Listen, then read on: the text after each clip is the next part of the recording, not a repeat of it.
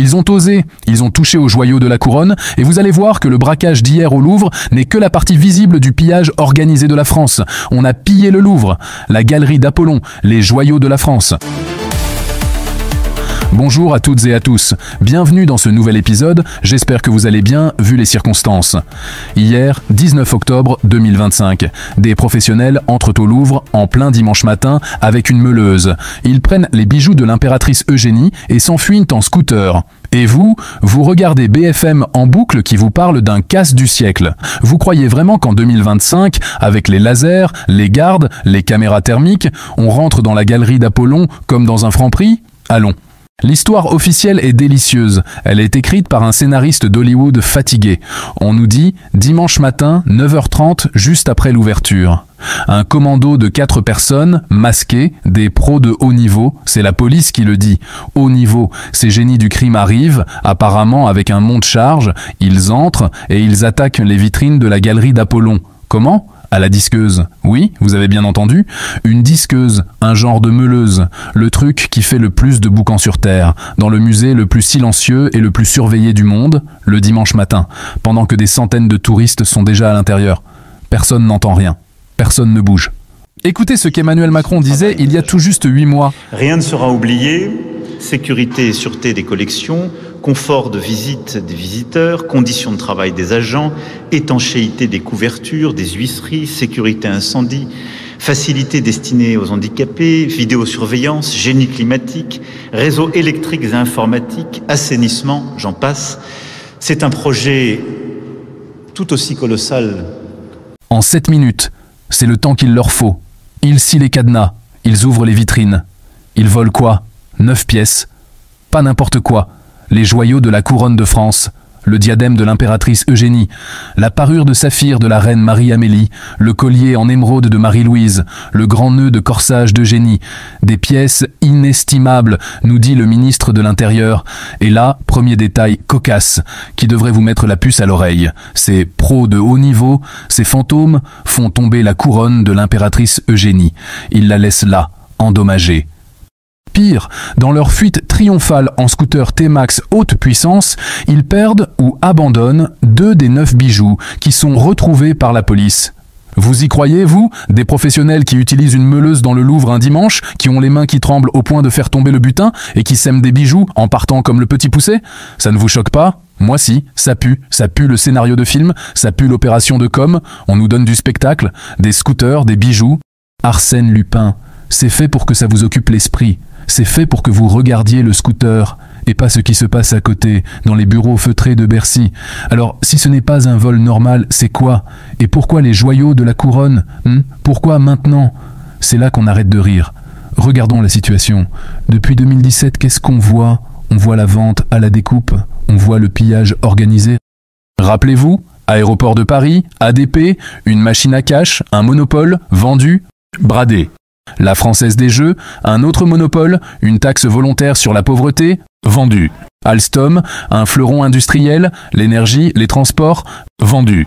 Les autoroutes, bon ça c'était avant lui, mais il continue. On a vendu les autoroutes et maintenant on pleure parce que les péages augmentent. Quelle surprise! On nous parle de modernisation, on nous parle de dette, on nous dit qu'il faut rationaliser. La CGT, les économistes, tout le monde hurle que c'est un non-sens économique. On vend ce qui rapporte de l'argent à l'État pour boucher des trous temporaires. C'est de la gestion de faillite. C'est ça, le pillage. Et hier, le 19 octobre, ils ont littéralement pris les bijoux de famille. La métaphore est morte, c'est la réalité. Macron, c'est le commanditaire de ce casse. Il ne pille pas la France comme un voleur. Il fait piller la France, symboliquement et réellement. C'est une mise en abîme. C'est d'une arrogance pure. Ils ne se cachent même plus. Ils vous disent « Regardez, on prend les diamants de l'impératrice et demain, on prendra votre retraite, on prendra vos économies, on prendra vos livrets A. » C'est la même logique.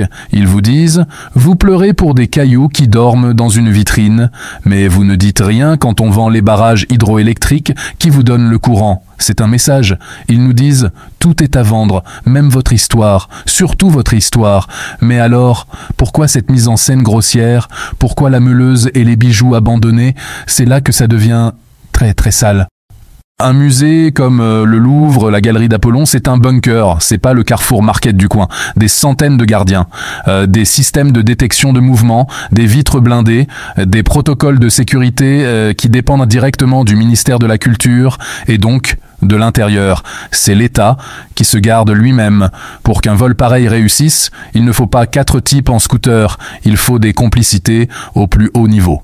Il faut que quelqu'un ait coupé les bonnes caméras, il faut que quelqu'un ait donné le timing exact, il faut que quelqu'un ait dit aux gardes d'aller prendre un café. Ce n'est pas un vol, c'est un transfert, c'est un inside job à l'échelle de l'État. C'est l'élite elle-même qui organise la fuite des actifs. Il ne pille pas la France, il la déménage pièce par pièce, et la couronne d'Eugénie, abandonnée, endommagée, mais c'est la meilleure partie du plan, c'est la diversion.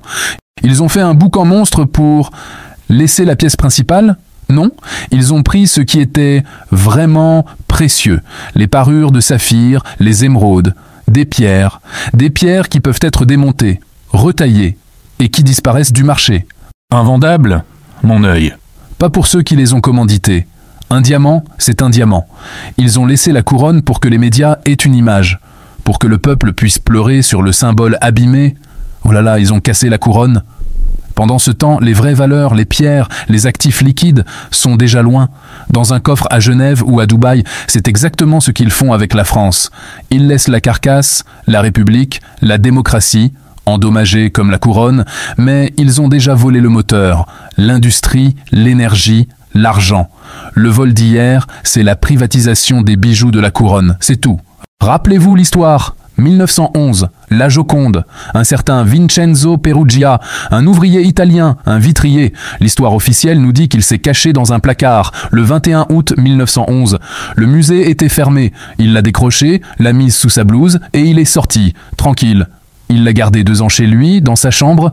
On nous a vendu le coup du patriote italien. Il croyait que Napoléon l'avait volée, il voulait la rendre à l'Italie. C'est mignon.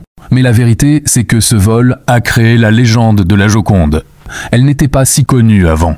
C'est ce vol qui l'a rendue iconique. Ce vol a fabriqué de la valeur. Il a servi à quoi? À détourner l'attention déjà à l'époque. D'ailleurs, l'enquête était tellement ridicule qu'ils ont suspecté Picasso et Apollinaire.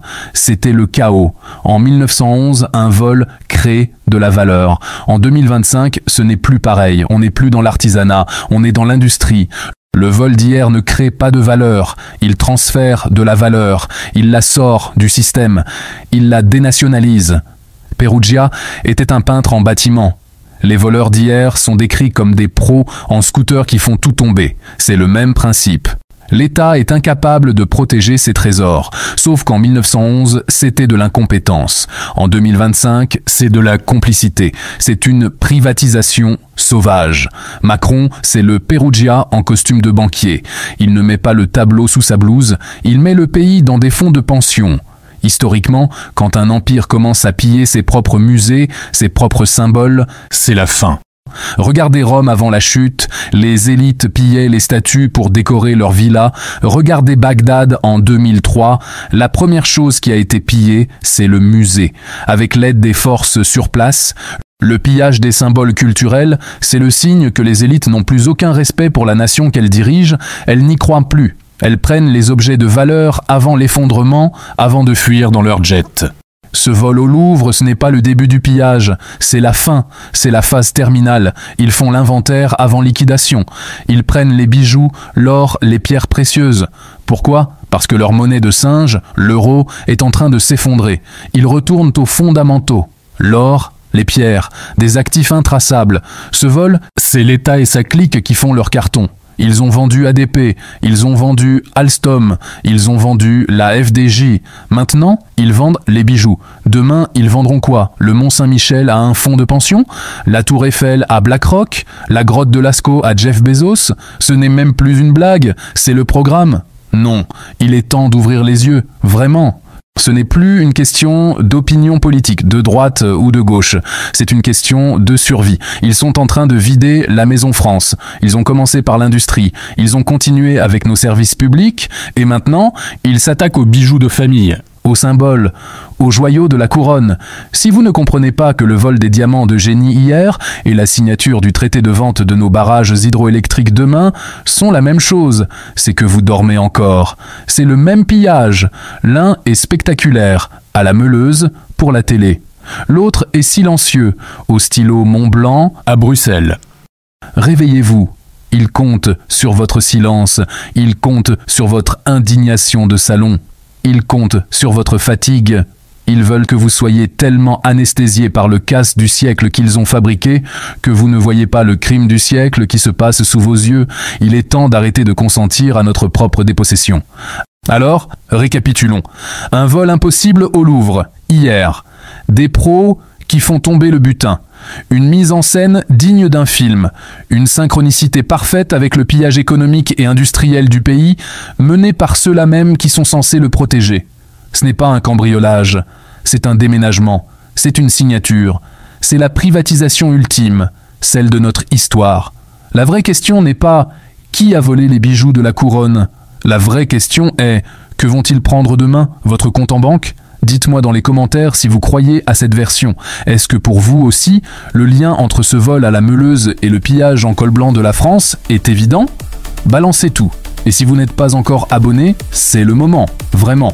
Abonnez-vous, activez cette cloche de malheur, likez et surtout, partagez cette vidéo. Il faut que l'information circule parce que ce n'est pas sur BFM qu'on vous dira ça. Prenez soin de vous, la vérité dérange. À très vite pour une prochaine vidéo. Et n'oubliez jamais, tout ce qu'on vous raconte n'engage que vous.